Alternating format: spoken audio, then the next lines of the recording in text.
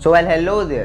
तो इस दुनिया की दूसरी सबसे लार्जेस्ट पॉपुलेटेड कंट्री होने के बाद भी इंडिया की एक सबसे ज़्यादा शॉकिंग बात और सबसे शॉकिंग फैक्ट ये है कि इंडिया में आज के समय में इतनी ज़्यादा पॉपुलेशन होने के बाद भी नियरली सिर्फ 3-4% लोग ही करेंटली अपने लाइफ में अपने पैसे को सीरियसली स्टॉक मार्केट यानी कि शेयर बाजार में इन्वेस्ट करते हैं और अपने लाइफ में ग्रो होते हैं। लेकिन यही आंकड़ा बढ़ के 13% हो जाता है चाइना कंट्री के केस में, वहीं यही आंकड़ा बढ़ के 33% हो जाता है इंग्लैंड के केस में और वॉपिंग 55% हो जाता है अमेरिका केस में।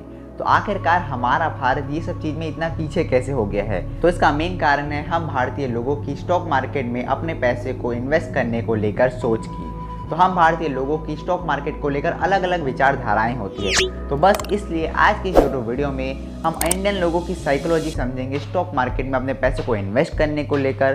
तो इसलिए इस वीडियो को एंड तक पूरा ज़रूर देखना ताकि आपको भी सारी इन्फॉर्मेशन मिल सके।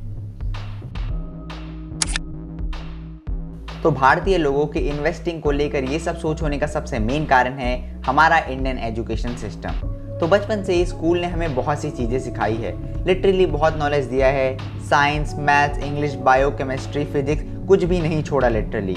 लेकिन उसके बाद भी इतना सब पढ़ाने के बाद भी स्कूल ने हमें आज तक अपने पूरी लाइफ में इन्वेस्टिंग के बारे में कुछ नहीं बताया है।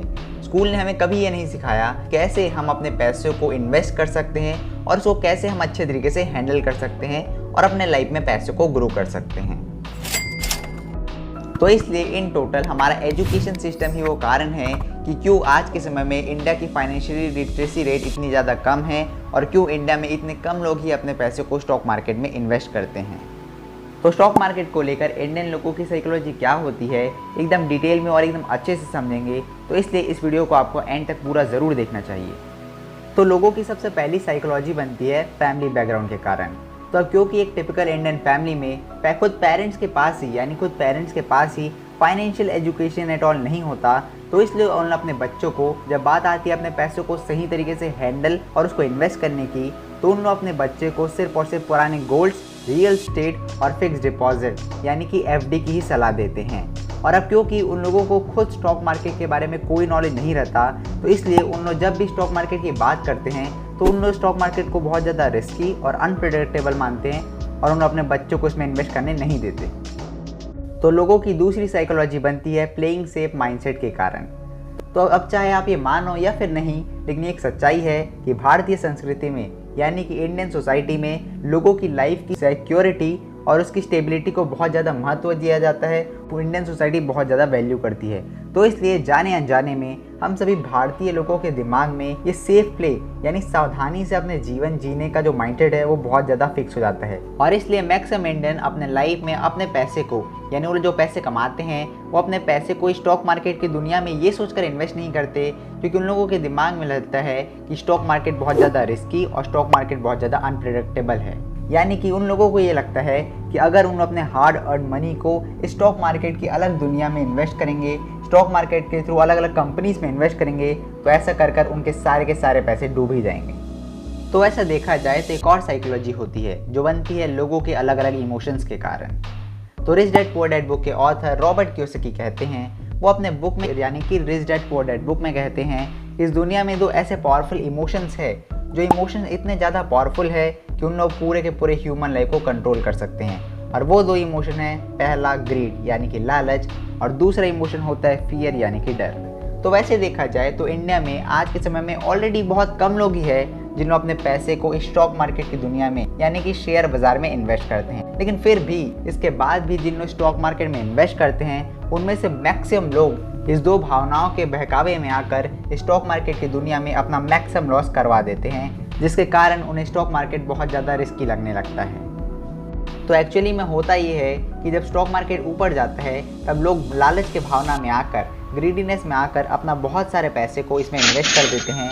और फिर जब स्टॉक मार्केट नीचे जाता है तो इन लोग डर के भावना में आकर इन लोग अपने बहुत सारे स्टॉक्स को बेच देते हैं, जिसके कारण इन्हें बहुत ज़्यादा लॉस का सामना करना पड़ता है। तो अब फाइनली बात करते हैं कि आखिरकार इन सभी चीज़ें से हम क्या सीख सकते हैं, वो सबसे इम्पोर्टेंट है। तो सबसे पहली बात तो ये है कि हमारे भारत में आज के समय में भी ऐसे बहुत सारे लोग हैं जिन लोगों को लगता है कि स्टॉक मार्केट सिर्फ और सिर्फ एक गैम्बलिंग है, यानी कि स्टॉक मार्केट बस एक जुआ है, जुआ और कुछ नहीं। लेकिन एक्चुअल रियलिटी ऐसी बिल्कुल भी नहीं है। लेकिन हाँ, अगर आप स्टॉक मार्केट में बिना किसी नॉलेज, बिना किसी इन्फॉर्मेशन के सिर्फ और सिर्फ फैमिली और फ्रेंड्स के बहकावे में आके, उनके टिप्स में आकर अपना बहुत सारा पैसे को स्टॉक मार्केट में इन्वेस्ट करोगे तो ऐसा करने से आपका लॉस तो होगा ही होगा। आपका लॉस होना तो कंफर्म ही है। लेकिन उसकी जगह अगर आपको स्टॉक मार्केट में इन्वेस्ट करना है, जिस कंपनी में आपको अपने पैसे इन्वेस्ट करने हैं, उसमें इन्वेस्ट करने से पहले अगर आप उस कंपनी के बारे में अच्छे से रिसर्च करोगे, कंपनी के फाइनेंशियल रिपोर्ट्स पढ़ोगे, उनकी बैलेंस रिपोर्ट्स को चेक करोगे, उसके बाद ये सोचोगे कि उसकी फ्यूचर पॉसिबिलिटीज़ है या नहीं, यानी कि वो कंपनी फ्यूचर में रहेगी या फिर बैंकरप्ट हो जाएगी, तो इतना सब रिसर्च करने के बाद, इतना सब अच्छे से रिसर्च करने के बाद आपका रिस्क बिल्कुल ना के बराबर हो जाता है। तो इसलिए अब अगर आपको कोई बोलता है कि स्टॉक मार्केट एक गैम्बलिंग है, यानी कि शेयर बाजार तो बस एक जुआ है, तो आप समझ लेना कि सामने वाले बंदे के पास खुद कोई भी इंफॉर्मेशन नहीं है स्टॉक मार्केट को लेकर, उसके पास स्टॉक मार्केट का खुद नॉलेज नहीं है। वो तो खुद ऐसा आदमी है जो कि स्टॉक्स को लॉटरी टिकट समझता है, तो ऐसा आदमी आपका बहुत नुकसान करा सकता है। तो इसलिए आपको ऐसे लोगों से जितना दूर हो सके उतना दूर रहना चाहिए। तो अगर आप दुनिया के सबसे मैक्सिमम अमीर लोगों से पूछोगे कि आपको स्टॉक मार्केट कैसा लगता है, तो उन्हें स्टॉक मार्केट बिल्कुल भी रिस्की नहीं लगता, बल्कि उन लोगों को तो स्टॉक मार्केट अपने पैसों को हैंडल करने का और इन्वेस्ट करने का सबसे सही जगह लगता है, और उन लोग इस चीज़ को बहुत अच्छे से यूज़ भी करते हैं। इवन दुनिया के सबसे अमीर आदमी में से एक वॉरेन बफेट कहते हैं कि स्टॉक मार्केट सिर्फ उन्हीं लोगों के लिए रिस्की है जिन लोगों को एक्चुअल में पता ही नहीं है कि उन लोग स्टॉक मार्केट की दुनिया में कर क्या रहे हैं। यानी कि अगर आप स्टॉक मार्केट को एज अ गैम्बलिंग खेल रहे हो और अपने लाइफ में बड़ा तुक्का लगाना चाहते हो तो, लेकिन अगर आप अपने लाइफ में स्टॉक मार्केट को लिए सीरियस हो, आप सही में इन्वेस्ट करने से पहले बहुत सारे रिसर्चेस करते हो, फाइनेंशियल रिपोर्ट्स पढ़ने के बाद ही अपने पैसों को इन्वेस्ट करते हो, तो इतना सब कुछ करने के बाद आपका रिस्क एकदम मिनिमम हो जाता है और आप स्टॉक मार्केट में अच्छा प्रॉफिट बना सकते हो। तो आपको हमारा कंटेंट कैसा लगा, आप हमें कमेंट करके ज़रूर बताइए। अगर आपको हमारा वीडियो सही में अच्छा लगा हो तो इस वीडियो को लाइक कीजिए, और अगर आप फ्यूचर में ऐसी वीडियोस और देखना चाहते हो तो इस चैनल को सब्सक्राइब कीजिए और बेल नोटिफिकेशन को ऑन कर दीजिए।